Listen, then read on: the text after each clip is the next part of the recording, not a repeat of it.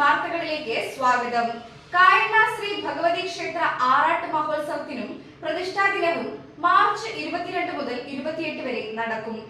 ആറാട്ട് മഹോത്സവത്തിന്റെ ഭാഗമായി കൊടിയേറ്റം നടന്നു.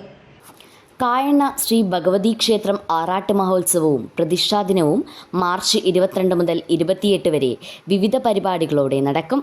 മഹോത്സവത്തിന്റെ ഭാഗമായി ക്ഷേത്രം തണ്ടാൻ ചേനോത്ത് സുരേഷ് കൊടിയേറ്റുവാങ്ങി. ഭക്തജനങ്ങളുടെ സാന്നിധ്യത്തിൽ കൊടിയേറ്റ് നടന്നു.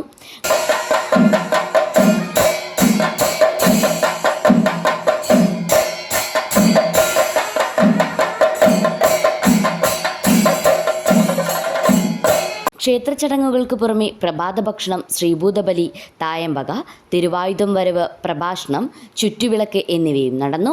ക്ഷേത്രം തന്ത്രി മേപ്പള്ളിമന പ്രസാദ് നമ്പൂതിരിപ്പാട്, മേൽശാന്തി വാലത്താജമന ഹരിനാരായണൻ നമ്പൂതിരി എന്നിവരുടെ മുഖ്യ കാർമ്മികത്വത്തിലാണ് ചടങ്ങുകൾ നടന്നത്. ക്ഷേത്രം രക്ഷാധികാരി VK Gopalan Nair, president PV Balakrishnan, PC Narayanan master, Soman master, Padmarajan master, Sadanandan Kidavu, Balan Padikkal എന്നിവർ നേതൃത്വം നൽകി. News bureau, media vision.